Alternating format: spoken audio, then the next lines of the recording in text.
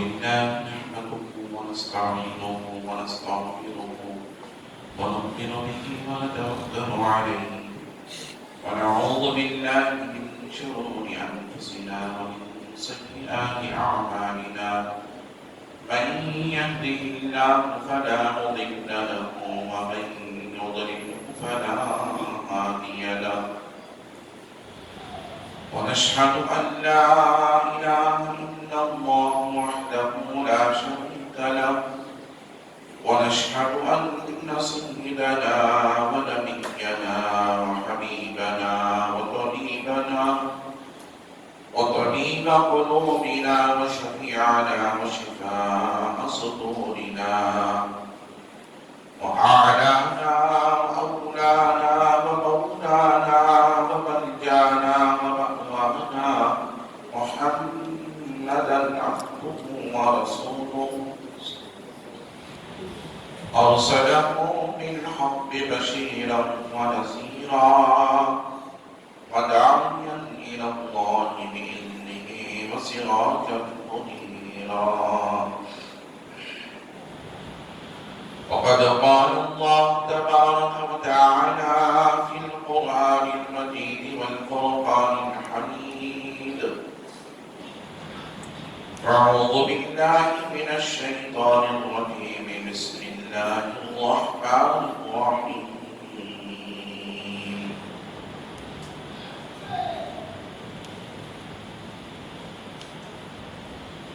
كنتم خير أمة أخرجت للناس تأمرون بالمعروف وتنهون عن المنكر صدق الله رسوله النبي الأمين المتين الكريم ونحن على ذلك لمن الشاهدين والشاكرين والحمد لله رب العالمين.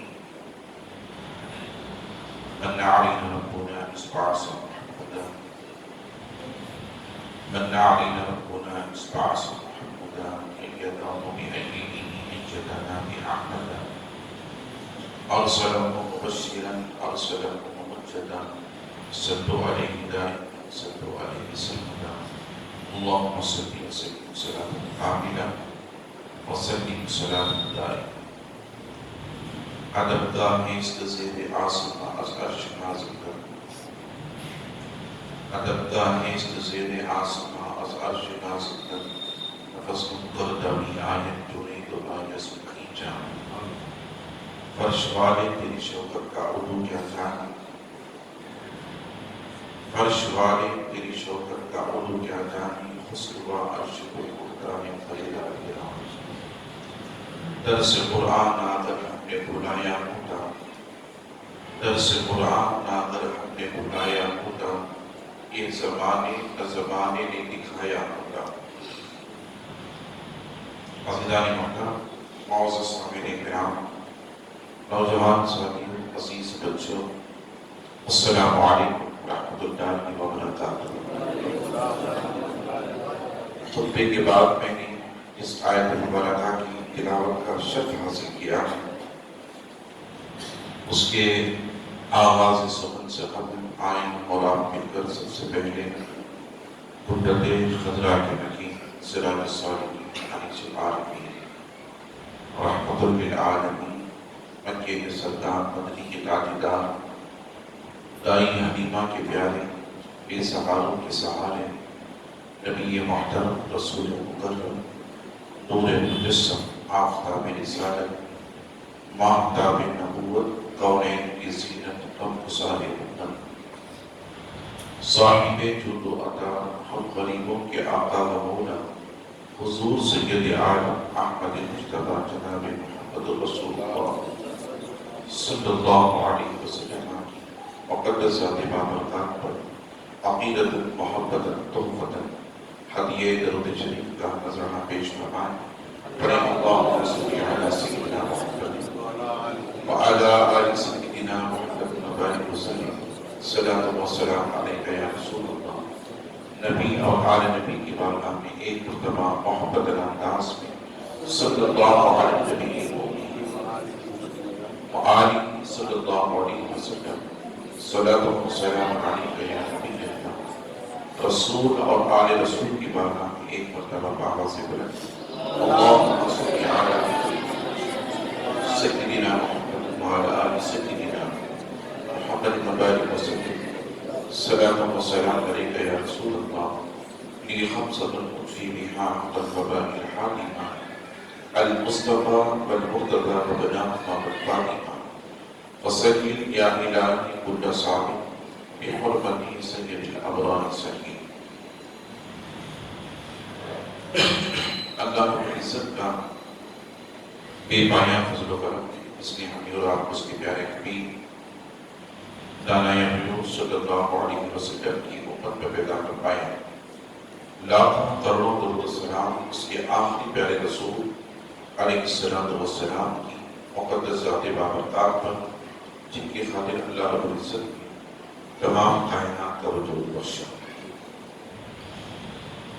عزیزان محترم، میں نے گزشتہ جمعہ آپ حضرات کے درمیان ماہ سفر مظفر کے تعلق سے بہت سی گفتگو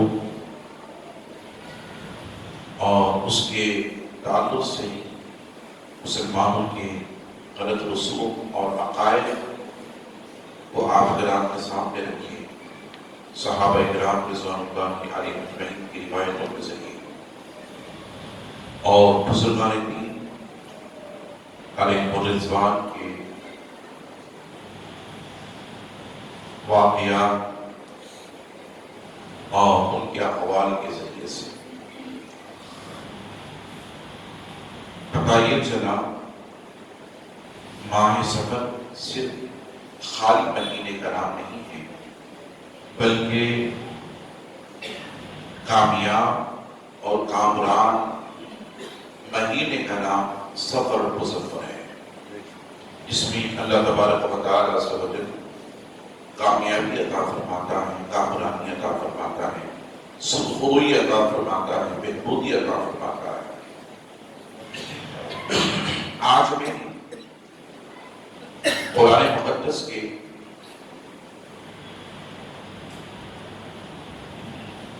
ایک آیت مبارکہ تلاوت کی، جس میں اللہ رب العزت نے ارشاد فرمایا کنتم خیر امۃ اخرجت للناس تأمرون بالمعروف وتنہون عن المنکر. اللہ رب العزت نے آقا علیہ السلام کی امت کی طرف اشارہ کرتے ہوئے خطاب فرمایا، اے میرے محبوب صلی اللہ علیہ وسلم کی امت، میں نے تمہیں خیر امت بنایا، اور کسی پیغمبر کی امت کو میں نے خیر امت نہیں کہا، بلکہ میں نے تمہیں آخری رسول کی امت میں بنا کر پیدا کر کے خیر امت بنایا. اللہ نے کیوں خیر امت بنایا؟ اس لیے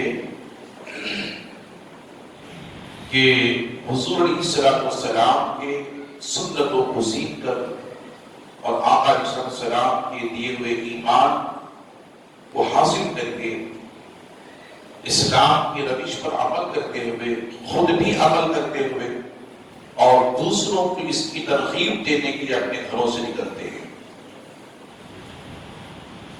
کنتم خیر امۃ اخرجت للناس تأمرون بالمعروف وتنہون عن المنکر. اس لیے میں نے تمہیں خیر امت بنایا کہ تم نیکی کی دعوت دیتے ہو اور برائی سے روکتے ہو اپنے گھروں سے نکل کر. عزیزان محترم، اب نیکی کی دعوت وہی دیتا ہے جو خود نیکی پر عمل کرتا ہے، خود نیک بنے اور پھر لوگوں کو نیکی کی دعوت دے. نمازی پہلے خود بن جائے، پھر دوسروں کو نماز کی دعوت دے.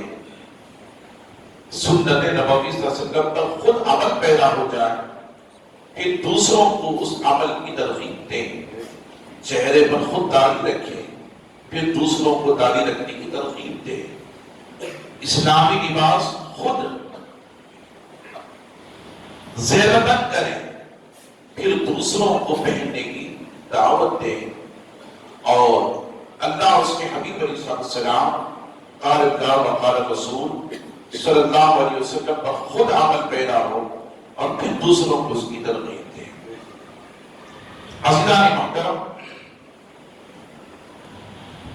ہم عمل کی ترغیب اس وقت دیں گے جبکہ ہم خود اس پر عمل کرنے والے ہو جائیں گے۔ عزیزان محترم، یاد رکھ لیں، گناہ ایک ایسی عظیم چیز ہے اور ایک ایسا بڑا کارنامہ ہے جس سے بچنا ہر مسلمان کے لیے لازمی ہے، ضروری ہے۔ اللہ کی نافرمانی نہ کرے، آقا علیہ السلام کی نافرمانی نہ کرے، خدا اور اس کے حبیب صلی اللہ علیہ وسلم کی نافرمانی کا نام گناہ ہے۔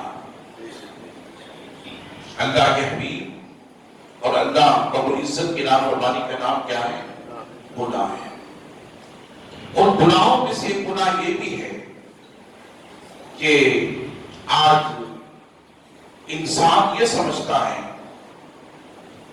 کہ میں جو کچھ کر رہا ہوں اور جو کچھ کہہ رہا ہوں اور جو کچھ سوچ رہا ہوں اپنی مرضی کے مطابق یہ کوئی گناہ نہیں ہے، تو یہ ہماری غلط فہمی ہے، یہ ہماری غلط سوچ ہے، یہ ہماری غلط روش ہے۔ اللہ کے پیارے حبیب صلی اللہ علیہ وسلم ارشاد فرماتے ہیں، بندہ جب کسی کی غیبت کرتا ہے اور کسی کی برائی کرتا ہے، کسی کی عیب جوئی کرتا ہے، تو حدیث پاک میں آتا ہے جس کی یہ عیب جوئی کرتا ہے، جس کی غیبت کرتا ہے، اس کی نیکیاں غیبت کرنے والے کی نیکیاں جس کی غیبت کرتا ہے اس کے نامہ اعمال میں پہنچ جاتی ہے، اور اس کی برائیاں اس کے نامہ اعمال میں پہنچ جاتی ہیں۔ اور اللہ تبارک و تعالی عز و جل اس بندے کے تعلق سے جس نے برائی کی، غیبت کی، عیب جوئی کی، اس کی نیکیاں عیب جوئی کرنے والے جس کی عیب جوئی کرتا ہے اس کے نامہ اعمال میں پہنچ جاتی ہیں، اور اس کے گناہ اس کے نامہ اعمال میں پہنچ جاتی ہیں۔ ایک بزرگ کا قول ہے، ایک اللہ والے تھے، ان کے پاس ایک شخص آیا اور آ کر کے کہنے لگا کہ فلاں شخص آپ کی غیبت کر رہا تھا، آپ کی برائی کر رہا تھا اور آپ کی عیب جوئی کر رہا تھا۔ تو جیسے اس نے اس اللہ والے کی بارگاہ میں آ کر کہا کہ آپ کی فلاں شخص عیب جوئی کر رہا تھا، برائی کر رہا تھا، غیبت کر رہا تھا، تو انہوں نے دائیں طرف دیکھا، بائیں طرف دیکھا، تو ایک تھال کے اندر جو مٹھائی پڑی ہوئی تھی۔ انہوں نے کہا کہ اسے اٹھا دو۔ بولے کیوں؟ جس نے میری غیبت کی ہے اسے لے جا کر تحفے کے طور پر دے دو۔ اللہ والوں کا حال، ان کی کیفیت اور ان کے اندازے کو دیکھیں، کس طرح ان کے خیالات، ان کی سوچ ہوا کرتی تھی۔ تو اس بندے نے کہا کہ وہ آپ کی برائی کر رہا ہے، وہ آپ کی غیبت کر رہا ہے اور آپ اسے تحفے میں مٹھائی پیش کر رہے ہیں، یہ کیسے ہو سکتا ہے؟ تو کہا کہ میں اسے مٹھائی کیوں نہ دوں تحفے میں، جس سے میں کہے بغیر اس کی نیکیاں میرے نامہ اعمال میں آ جائیں اور میرے گناہ اس کے نامہ اعمال میں پہنچ جائے، لہذا میں اسے تحفے کے طور پر مٹھائی کیوں نہ پیش کروں، جبکہ میں کہے بغیر اس کی نیکیاں میرے نامہ اعمال میں آ رہی ہیں۔ عزیزان محترم، آج ہم کسی مجلس سے بیٹھتے ہیں تو وہ مجلس کبھی کسی کی برائی سے خالی نہیں ہوتی، کبھی کسی کی غیبت سے خالی نہیں ہوتی ہے، کسی کی عیب جوئی سے خالی نہیں ہوتی ہے۔ پہلے کے لوگ شراب خانوں میں کسی کی عیب جوئی نہیں کرتے تھے۔ اللہ کے نبی علیہ السلام ارشاد فرماتے ہیں، قیامت کے قرب قیامت میں ایک دور ایسا بھی آئے گا کہ لوگ مسجدوں میں دنیا کی باتیں کریں گے اور مسجدوں میں ہنسیں گے اور مسجدوں میں دنیا کی باتیں ہوں گی اور مسجدوں میں غیبت کی جائے گی. یہ قرب قیامت کا حال اللہ کے پیارے حبیب علیہ السلام بیان کرتا ہے. تو آج کا دور وہ دور ہے جس کی برائی کرے بغیر کوئی مجلس ختم نہیں ہوتی ہے، اختتام پر نہیں پہنچتی ہے. جس کی غیبت کرے بغیر وہ مجلس جو ہے اختتام پر نہیں پہنچتی ہے. عزیزان محترم، جو شخص جتنی برائی اس مجلس میں کرتا ہے کسی کی، تو اسے اتنا ہی اس کی اتنی اہمیت ہوتی ہے، اس بندے کی اتنی اہمیت ہوتی ہے کہ اس نے فلاں بندے کی غیبت کی اور اسے حوصلہ افزائی دی جاتی ہے اور اس کے حوصلہ افزائی کی جاتی ہے کہ اس نے آج سب سے بڑھ کر غیبت کی. عزیزان محترم، آئیں قرآن سے پوچھیں، اے اللہ کے کلام تو بتا غیبت کے تعلق سے تو اللہ رب العزت نے اپنے کلام بلاغت میں ارشاد فرمایا، ایحب احدکم ان یأکل اخیہ لحما میتا فکرہتموہ.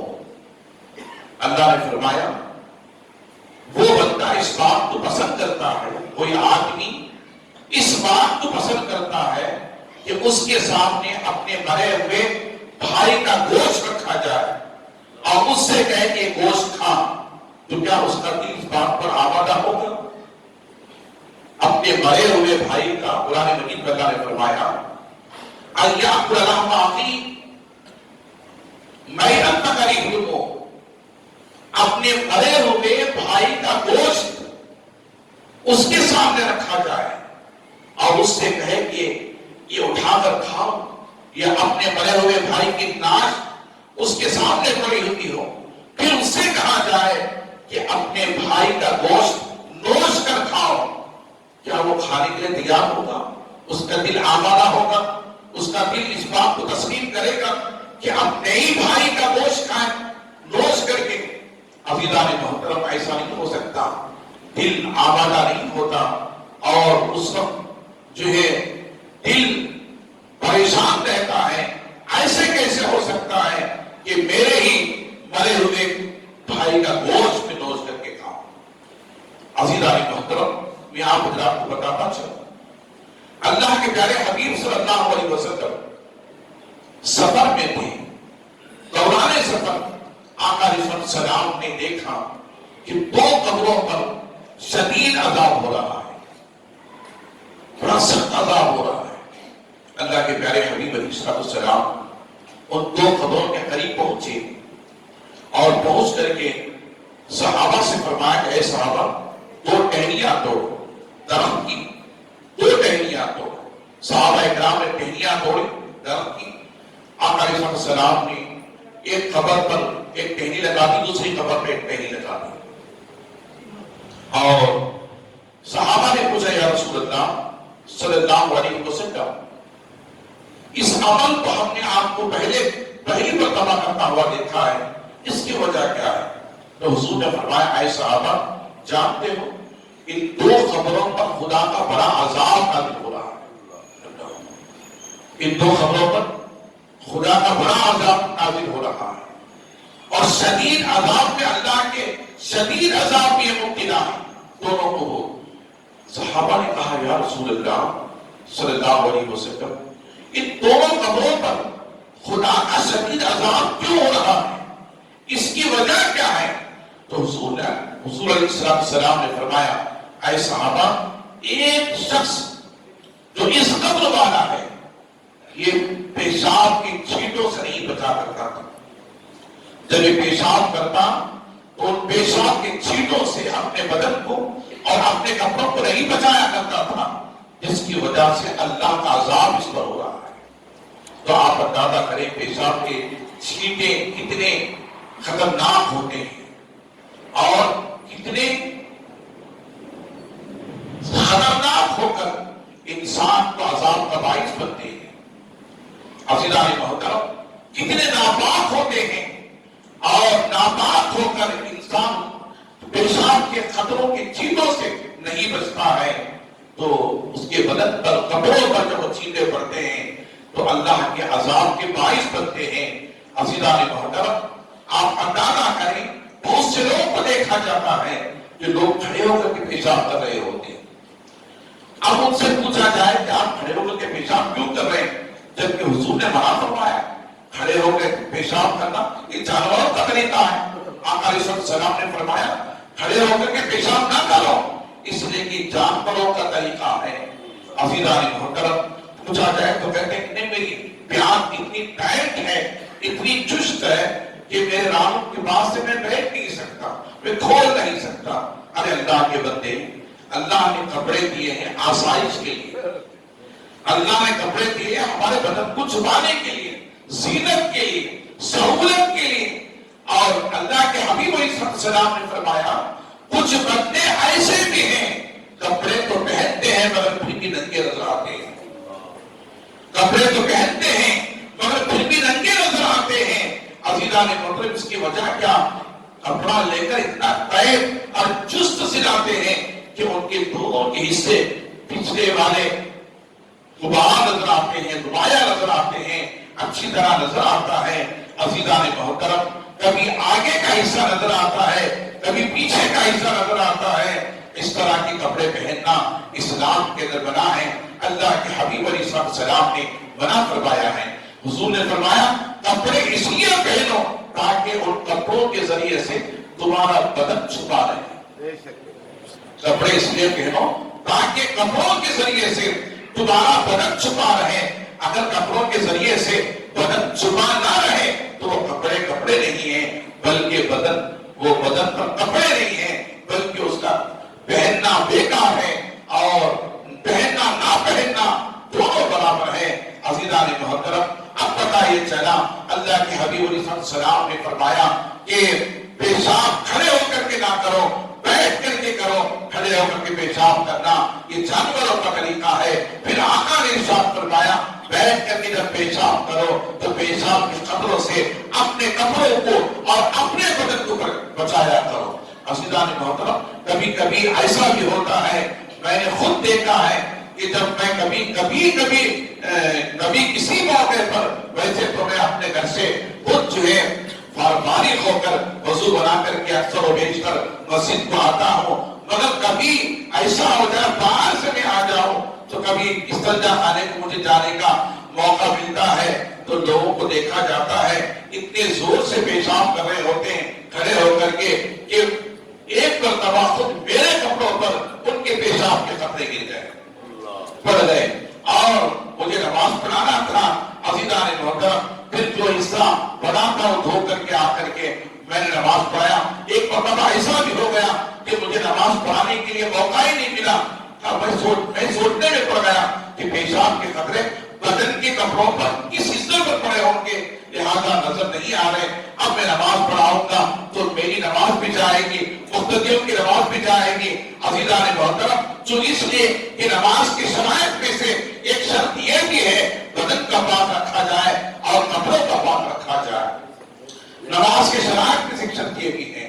عزیزان محترم، میں آپ کو بتاتا چلوں، اس لیے ہمیں چاہیے کہ ہم اپنے آپ کو بھی بچائیں اور دوسروں کو بھی اس عیب سے بچانے کی کوشش کریں۔ اللہ تعالیٰ مجھے اور آپ اس نیکی کی توفیق عطا فرمائے۔ پھر دوسرے قبر پر صحابہ نے پوچھا یا رسول اللہ اس قبر والے کا عذاب کیوں ہو رہا ہے؟ تو آقا علیہ السلام نے فرمایا اے صحابہ، اس قبر والے پر عذاب اس لیے ہو رہا ہے کہ یہ دنیا میں غیبت کیا کرتا تھا، اپنے بھائیوں کی، اپنے رشتہ داروں کی اور مسلمان بھائیوں کی غیبت کیا کرتا تھا، جس غیبت کی وجہ سے اللہ رب العزت نے اس کے قبر کے اندر عذاب نازل کر رہا ہے، عذاب نازل کر رہا ہے۔ ایسوں کی صحبت اختیار کریں، ایسوں کی صحبت اختیار کریں۔ مولا کائنات حضرت مولا علی شیر خدا کرم اللہ تعالی وجہ کریم فرماتے ہیں اگر کوئی تمہارا دوست تمہیں کسی برے عمل سے اور برے فعل سے بچانے کی کوشش نہ کرے اور تمہیں آگاہ نہ کرے اور اس فعل سے نہ بچائے، وہ تمہارا دوست نہیں ہو سکتا۔ عزیزان محترم، جو اس لیے کہ وہ گناہ کو دیکھ کر کے بھی خاموش ہے تو وہ تمہارا دوست نہیں ہو سکتا جب تک کہ اس گناہ کی تمہیں اصلاح نہ کر دے۔ عزیزان محترم، دوست وہ ہوتا ہے جو خود بھی برائی سے بچے اور دوسروں کو بھی برائی سے بچائے، خود بھی غیبت سے بچے اور دوسروں کو بھی غیبت سے بچائے۔ عزیزان محترم، حضرت سیدنا شیخ فرید الدین عطار رحمۃ اللہ تعالیٰ علیہ ایک اللہ کے بڑے ولی گزرے ہیں، اللہ کے بڑے ولی گزرے ہیں، مشائخ میں آپ کا بڑا نام ہے اور بزرگوں میں تصوف میں آپ کا بڑا نام ہے۔ حضرت سیدنا شیخ فرید الدین عطار رحمۃ اللہ تعالیٰ علیہ، آپ کی کتاب کی تذکرۃ الاولیاء، آپ نے کتاب بھی لکھی ہے۔ فرید الدین عطار رحمۃ اللہ تعالیٰ علیہ نے ایک بڑی مستند کتاب لکھی ہے تذکرۃ الاولیاء۔ آپ فرماتے ہیں، اے اللہ کے بندے، اپنے آپ کو لوگوں سے غیبت سے بچائے رکھ، لوگوں کی غیبت سے اپنے آپ کو بچائے رکھ۔ اے اللہ کے بندے، لوگوں کی برائی سے اپنے آپ کو بچائے رکھ۔ اے اللہ کے بندے، لوگوں کی عیب جوئی سے اپنے آپ کو بچائے رکھ۔ جو اس لیے کہ جب تو غیبت کرے گا، برائی کرے گا، کسی کی عیب جوئی کرے گا، تو حضرت فرید الدین عطار رحمۃ اللہ تعالیٰ نے فرماتے ہیں کہ جہنم کی آگ کی زنجیروں میں تجھے بانٹا جائے گا، جہنم کی آگ کی زنجیروں میں تجھے بانٹا جائے گا۔ ہم کہتے ہیں کہ ہم بزرگوں کے ماننے والے، ہم اللہ والوں سے محبت کرنے والے، اللہ والوں سے دوستی کرنے والے ہیں۔ دوستی اس کا نام نہیں ہے جو بزرگوں کے اخبار کو فراموش کر دے پھر کہے کہ میں اللہ والوں سے محبت کرتا ہوں۔ عزیزان محترم، عطار فرید الدین عطار رحمت اللہ تعالیٰ علیہ فرماتے ہیں، اپنے آپ کو غیبت سے، لوگوں کی غیبت سے، برائی سے، عیب جوئی سے بچائے رکھ۔ تو اس لیے کہ اگر تو ایسا کرے گا تو اللہ کے جہنم، اللہ کے عذاب میں سے جہنم کی آگ کی زنجیریں تجھے پہنائی جائے گی، اس زنجیروں سے اپنے آپ کو بچائے گا۔ اللہ صحبت ایسی اختیار کریں، اللہ کے حبیب فرماتے ہیں الصحبۃ بالتہذیب، جیسی صحبت اختیار کرو گے ویسے تمہیں تہذیب حاصل ہوگی۔ حضرت سیدنا داتا گنج علی حجوری رحمۃ اللہ تعالیٰ علیہ ایک اللہ کے بڑے ولی اور سادات اکرام میں سے امام حسین کی آل میں سے گزرے ہیں۔ آپ کا مزار پاک جو ہے ہمارے پڑوسی ملک میں ہے۔ حضرت سیدنا داتا گنج علی حجوری علی رحمۃ اللہ غوث پاک کے پہلے کے گزر گئے، خواجہ غریب نواز کے پہلے کے گزر گئے۔ آپ اپنی کتاب کے اندر تحریر فرماتے کشف المحجوب کے اندر ایک شخص جو ہے خانہ کعبہ کا طواف کر رہا تھا، صحبت کیسی ہونی چاہیے، خانہ کعبہ کا طواف کر رہا تھا، طواف کرتے کرتے اس نے اللہ کی بارگاہ میں عرض کی، مولا تو مجھے ایسے لوگوں کی صحبت دے، اے اللہ میرے دوستوں کو برائی سے بچائے، میرے دوستوں کو برائی سے بچائے، میرے دوستوں کو برائی سے بچائے۔ اس سے پوچھا گیا، اے اللہ کے بندے تو اپنے بارے میں نہیں کہتا، اپنے دوستوں کے بارے میں کہتا ہے، اپنے دوستوں کے بارے میں کہتا ہے کہ میرے دوستوں کو برائی سے بچائے رکھ، غیبت سے بچائے رکھ، عیب جوئی سے بچائے رکھ، مگر اپنے کاموں سے نہیں کہتا۔ تو کہتا ہے، اے اللہ کے بندے اگر میں اچھا بھی ہوں، بروں کی صحبت اختیار کروں گا تو ان کے بعد جا کر برا ہو جاؤں، میں اچھا بھی ہوں۔ یہ غور فرما رہے ہیں حضرت سیدنا داتا گنج علی حجوری علی رحمۃ اللہ فرما رہے ہیں، اگر میں اچھا بھی ہوں، میرے دوست برے ہوں گے تو برے دوستوں کی صحبت میں پہنچ کر ہو سکتا ہے کہ میں برا ہو جاؤں، اور اگر میں برا ہوں، میرے دوست اچھے ہیں، میں برا ہوں، میرے دوست اچھے ہیں، ہو سکتا ہے کہ اچھے دوستوں کی صحبت مجھے ملنے کے بعد میں اچھا ہو جاؤں۔ اس لیے میں میرے بارے میں دعا نہیں کر رہا، میرے دوستوں کے بارے میں دعا کر رہا ہوں۔ اے اللہ تو میرے دوستوں کو اچھا بنا دے، ان کو نیک بنا دے، متقی بنا دے، پرہیزگار بنا دے۔ عزیزان محترم، آج غیبت کی وجہ سے خاندان تباہ ہوتے ہوئے نظر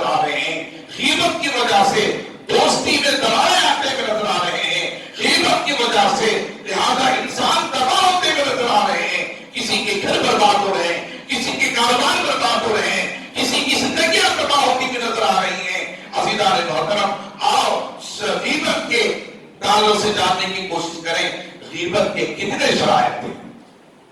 علماء نے فرمایا، فقہاء نے فرمایا غیبت کے 4 شرائط تھے.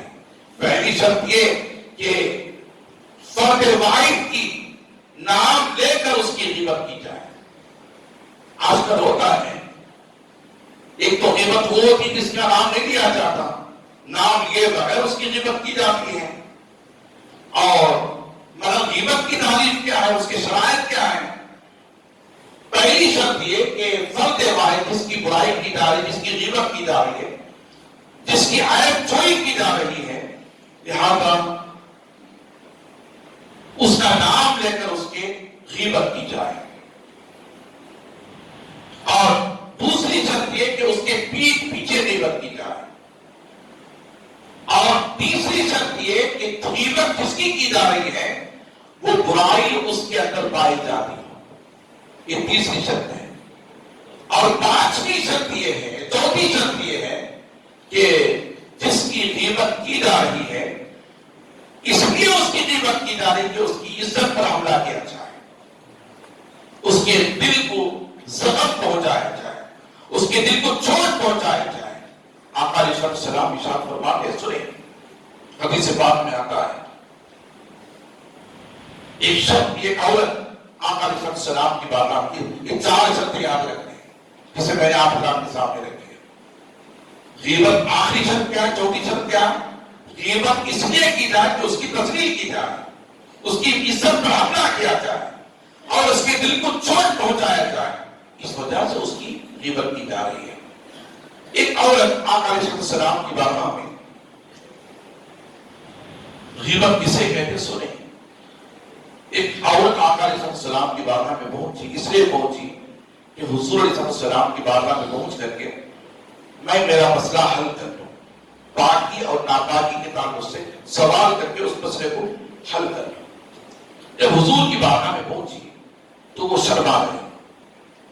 ناپاکی کے تعلق سے چونکہ خاتون تھی، خاتون کا مسئلہ تھا، خاتون کا مسئلہ تھا، اس لیے وہ شرمائی.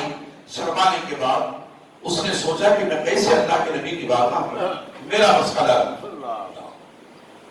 وہ یہ بھی جانتی تھی کہ غیب داں نبی ہے، یہ دلوں کے حال کو جاننے والے، یہ دلوں کے حال کو جاننے والے. ارے حضور کی بات تو بہت کوسوں دور کی بات ہے. علم کے تعلق سے حضور کے غلاموں کے غلاموں کے غلاموں کے غلاموں کے غلاموں کا حال یہ ہے. علماء فرماتے ہیں کسی عالم کے صحبت میں بیٹھو، کسی عالم کے صحبت میں بیٹھو تو زبان سنبھال کر بیٹھو. علماء سے پوچھو، صوفیاء سے پوچھو، فرماتے ہیں کسی عالم کے سامنے بیٹھو زبان سنبھال کر بیٹھو، کسی عالم کے سامنے بیٹھو تو دل سنبھال کر بیٹھو، کسی اللہ والے کے سامنے بیٹھو تو دل سنبھال کر بیٹھو. اس لیے کہ ہم جو کچھ گفتگو کرتے ہیں عالم اس گفتگو پر گرفت کرتا ہے، وہ دیکھتا رہتا ہے کہ کہنے والا کیا کہہ رہا ہے، کہنے والا کیا کہنے کی کوشش کر رہا ہے، کیا بتانے کی کوشش کر رہا ہے. یہ مسئلہ غلط ہے کہ صحیح ہے، یہ بات درست ہے کہ غلط ہے. عالم دیکھتا رہتا ہے، جیسے اس کی زبان پر غلط بات آتی ہے تو عالم گرفت کر لیتا ہے. اس لیے عالم کے سامنے زبان کو سنبھال کر بیٹھو، عالم کے سامنے زبان کو سنبھال کر بیٹھو، عالم کے سامنے اللہ کے ولی کے سامنے دل کو سنبھال کر بیٹھو.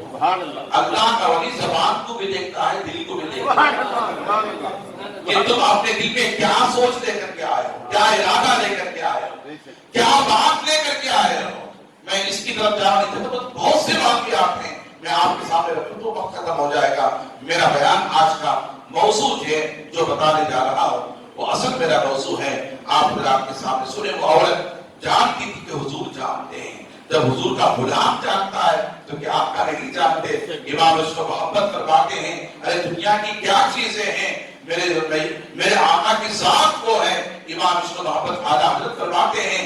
اور کوئی غیب کیا تم سے نہایا بلا، جب نہ خدائی چھپا تم نے کرو. وہ ذات مصطفیٰ صلی اللہ علیہ وسلم ہے. ارے دنیا کی کیا چیز ہے، کسی پیغمبر نے خدا کو نہیں دیکھا سوائے مصطفیٰ جانا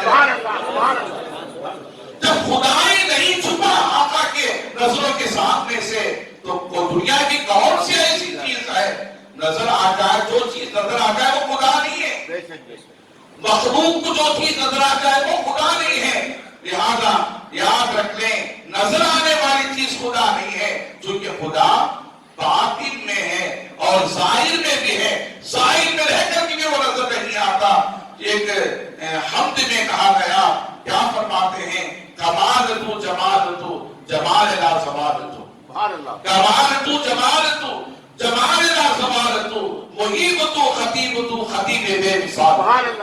یہاں نہیں وہاں نہیں، بتا کہ تو کہاں نہیں، یہاں نہیں وہاں نہیں، بتا کہ تو کہاں نہیں. عزیزان محترم اس کی ذات ایسی ہے وہ ہر جگہ موجود ہے، مگر نظر آنے والے کو نظر آتی ہے. 1,24,000 انبیاء اکرام میں سے سوائے مصطفیٰ جان رحمت کے کسی پیغمبر کو خدا نظر نہیں آیا. لہذا صحابہ نے پوچھا یا رسول اللہ ہماری جانیں آپ پر قربان ہیں، ہمارے مال آپ پر قربان ہیں، فدا کا امی وابی یا حبیب اللہ، ہم پچھلے انبیاء کی امتوں کی طرح نہیں ہیں. یہ کہہ دے اگر آپ نے خدا کو نہیں دیکھا، خدا کو نہیں بتایا تو ہم آپ پر ایمان نہیں لے کر آئیں گے. تو ہم پچھلے انبیاء کے امتوں کی طرح نہیں ہیں، ہم وہ امت ہے جو خیر امت آپ کی وجہ سے بنائے گئے ہیں. انتم خیر امت اخرجت للناس تأمرون بالمعروف وتنہون عن المنکر. صحابہ عرض کرتے یا رسول اللہ قسم خدا کے ہم کسی غلط ارادے سے نہیں پوچھ رہے، اور انبیاء نے خدا کو نہیں دیکھا. آپ نے فرمایا ہمارا ایمان ہے آپ نے خدا کو دیکھا ہے، آپ نے خدا کو دیکھا ہے. تو میرے آقا نے مسکرایا، مسکرا کر فرمایا اے صحابہ سنو، میں نے جیسے خدا کو دیکھا ہے قسم خدا کی میرے ہاتھ کو میں نے ویسے ہی پایا، میرے ہاتھ کو میں نے ویسے ہی پایا جیسے وہ، ویسے میں نے اسے دیکھا. اب سنیں اب دلیل کیا ہے، مصطفیٰ نے دیکھا کہ نہیں دیکھا. اور حدیث پاک میں اللہ کے حبیب فرماتے ہیں رأیت ربی فی احسن صورت، اے صحابہ میں نے میرے رب کو بڑی بہترین صورت میں نے میرے رب کو بڑی بہترین صورت میں دیکھا. یہ ذات مصطفیٰ ہے جو ذات مصطفیٰ کے سوا کسی پیغمبر نے نہیں دیکھا. جب انہیں دنیا کی چیزیں تو کیا خدا چھپ نہیں سکا، دنیا کی کیا چیزیں چھپ سکی. اس عورت نے سوچا مصطفیٰ جان رحمت جانتے ہیں مگر میں کیسے مسئلے کو مصطفیٰ جان رحمت کی بارگاہ میں رکھوں. عزیزان محترم میں آپ کو بتاتا چلو اس نے یہ طریقہ اختیار کیا. اس عورت نے طریقہ اختیار کیا، عدم مصطفیٰ کو دیکھا، تعظیم مصطفیٰ کو دیکھا، محبت مصطفیٰ کو دیکھے. اس محبت کی ادب بھی ہے، تعظیم بھی ہے. اس محبت کے ادب نہ ہو ادب نہیں کہہ جاتا، جس محبت کی تعظیم نہ ہو وہ تعظیم نہیں کہہ جاتی. اللہ نے فرمایا قرآن مجید کے اندر وہ تو عاصل ہو وہ تو عاقل ہو تو کرتو واصلہ. اپنے اللہ فرماتا ہے لوگوں میرے محبوب کے خوب تعظیم اور توصیل قرآن بچانا کرتا ہوں وسیلہ، اور صبح شام میرے محبوب کی تعظیم اور توصیل بچانا توقیر بچانا. قرآن میں اللہ تعالیٰ حکم دے رہا ہے میرا محبوب کا ادب بچانا، میرے محبوب کی تعظیم بچانا، میرے محبوب کی توقیر بچانا، میرے محبوب کی تعظیم پہ رکھ جاؤ. صبح شام بکرۃ و اصیلا میرا رب فرماتا ہے صبح بھی تعظیم کرو شام بھی تعظیم کرو، صبح بھی تعظیم کرو شام بھی تعظیم کرو. وہ ایسی شان مصطفیٰ اللہ غنی. امام عشق محبت فرماتے ہیں فرش وارد کی شوکت کا علو کیا جانے، القدس عرش پہ اڑتا ہے فریرا تیرا. عزیزان محترم میں آپ کو بتاتا چلو اس عورت کا طریقہ اختیار فرمایا. وہ طریقہ کیا تھا، اس کے ہاتھ میں ایک سیب تھا اور ایک برتن تھا. اس برتن میں اس نے سیب کو رکھ دیا. سیب کے ایک طرف حصے میں سوتی تھی، ایک طرف جو ہے زردی آلود تھی. اس نے رکھا، رکھ کر کے آقا علیہ السلام کے سامنے چھری بھی رکھ دی، برتن میں سیب بھی رکھ دیا، چھری بھی رکھ دی. اور پھر جو وہ صحابیہ تھی کوئی نہیں تھی، وہ مسائل کو کیسے جانتی تھی. اللہ دیکھیں ذرا سامنے رکھتی آقا علیہ السلام کے، یا رسول اللہ میں نے اسے رکھا ہے میرا مسئلہ حل کروا دو. کیا تعظیم مصطفیٰ، وہ اپنی پاکی اور ناپاکی کا سوال کر رہی تھی. مصطفیٰ کی بارگاہ میں، رسول کائنات کی بارگاہ میں، رسول محتشم کی بارگاہ میں، فخر قول و بقا کی بارگاہ میں اپنے مسئلے کو رکھ رہی تھی، کیا طریقہ تھا، کیا انداز تھا، اس نے رکھا، رکھنے کے بعد حضور سے فرمایا سنا میرا مسئلہ حل فرما دے۔ حضور نے چھری لی، چھری لے کر کے جو طرف سونگی تھی اس کا حصہ الگ کر دیا، جو طرف سرخ آلود سونگی تھی اسے الگ کر دیا، اور زردی آلود جو حصہ تھا اسے الگ کر دیا۔ پھر حضور نے فرمایا تیرا مسئلہ یہ اس طرح ہے، وہ اس طرح ہے۔ اللہ وہ سمجھ گئی، پھر اس نے تخت کو اٹھا لیا، برتن کو اٹھا لیا، کہا میرا مسئلہ حل ہوا ہے یا رسول اللہ۔ حضرت عائشہ نے پوچھا اے اللہ کی نبی کیا تیرا مسئلہ حل ہو گیا؟ کہا میں نے حل کر دیا، حضور نے میرا مسئلہ حل فرما دیا۔ اللہ وہ کیسا علم رکھنے والی صحابیہ تھی، کیسا علم رکھنے والی صحابیہ تھی، حضور کے اشاروں سے سمجھ گئی کہ میرا مسئلہ یہی ہے، میرا مسئلہ یہی ہے۔ عزیزان محترم وہ چلی گئی، حضرت عائشہ صدیقہ آئی، عائشہ صدیقہ آئی، کہا یا رسول اللہ وہ عورت کیوں آئی تھی؟ اللہ حجرے سے باہر آئی، کہتے لگی یا رسول اللہ وہ عورت کیوں آئی تھی؟ تو کہا عائشہ یہ اپنے مسئلے کو لے کر کے آئی تھی، پاکی اور ناپاکی کے مسئلے کو لے کر کے آئی تھی۔ تو حضور عائشہ صدیقہ نے کہا یا رسول اللہ آپ نے بتا دیا؟ ہاں میں نے بتا دیا۔ کیا وہ سمجھ گئی؟ ہاں وہ سمجھ گئی۔ تو حضرت عائشہ صدیقہ نے ہاتھ سے اشارہ کر کے وہ تو چھوٹے قد والی عورت تھی، اللہ وہ تو چھوٹے قد والی عورت تھی جو مسئلہ پوچھنے کے لیے آئی تھی۔ حضور نے فرمایا عائشہ غیبت نہ کرو، اللہ یعنی اس مسئلے کو سنیں۔ ہماری ماں ہے عائشہ صدیقہ رضی اللہ عنہا، اللہ نے قرآن کے اندر حضور کے ازواج کو امہات المؤمنین کا، مومنین کی مائیں کا، امہات المؤمنین، حضور اللہ نے فرمایا میرے نبی کی تمام ازواج مومنوں کی مائیں ہیں۔ عائشہ صدیقہ سے کہا عائشہ غیبت نہ کرو، تو حضرت عائشہ صدیقہ نے کہا یا رسول اللہ یہ غیبت ہے، وہ خط والی چھوٹی تو ضرور ہے نا، وہ خط میں چھوٹی ہے، کیا اسی کی غیبت کہتے ہیں؟ حضور نے فرمایا یہ بھی غیبت ہے، اس غیبت سے بھی بچو، اس غیبت سے بھی بچو۔ عائشہ جانتی ہو غیبت کرنے کا وبال کیا ہے؟ اللہ کے حبیب نے قرآن مقدس کے آیات مبارکہ تلاوت کی، اَيَحِبُّ أَحَدُكُمْ أَن يَأْكُلَ لَحْمَ أَخِيهِ مَيْتًا فَكَرِهْتُمُوهُ۔ حضور نے ارشاد فرمایا اے عائشہ کیا تم نے کلام پاک کی آیت مقدسہ کی تلاوت نہیں کی کہ اے دنیا والو اگر کوئی بندہ یہ بات پسند کرتا ہے کوئی آدمی کہ وہ اپنے مرے ہوئے بھائی کا جسم اس کے سامنے رکھا جائے، پھر اس سے کہا جائے کہ تو اپنے مرے ہوئے بھائی کے گوشت کو نوش کر کے کھاؤ، تو کیا وہ کھائے گا؟ اللہ اسی کا نام غیبت ہے۔ غیبت کرنا اپنے مرے ہوئے بھائی کے گوشت سے کھانے سے بڑھ کر کے ہے۔ عزیزان محترم اتنی بڑی وبا، اتنی بڑی برائی، اتنا بڑا گناہ غیبت کا حدیث پاک میں آتا ہے۔ اللہ کے پیارے حبیب سرکار مدینہ صلی اللہ علیہ وسلم نے ارشاد فرمایا مقدس راتوں میں، شب برات میں، شب قدر میں، طاق راتوں میں، لیلۃ الجائزہ میں، اور وہ ذی الحج کی مقدس راتیں 9 ذی الحجہ، 10 آخری ذی الحجہ، 10ویں ذی الحجہ جو مقدس راتیں ہیں، ان راتوں میں اللہ تبارک و تعالی اس بندے کی دعا کو قبول نہیں فرماتا جو دنیا میں لوگوں کی غیبت کیا کرتا ہے۔ آج لوگ کہتے ہیں ہماری دعا قبول نہیں ہو رہی، اللہ ہماری دعا کو قبول نہیں کرتا۔ کیسے قبول کرے گا جبکہ حضور نے بتا دیا ہے مقدس راتوں میں اس بندے کی دعا قبول نہیں کرے گا جو بندہ لوگوں کی غیبت کیا کرتا ہے۔ عزیزان محترم حضور نے فرمایا قرب قیامت کا ایک دور ایسا بھی آئے گا کہ مسجدوں میں لوگ غیبت کیا کریں گے، دنیا کی باتیں کیا کریں گے۔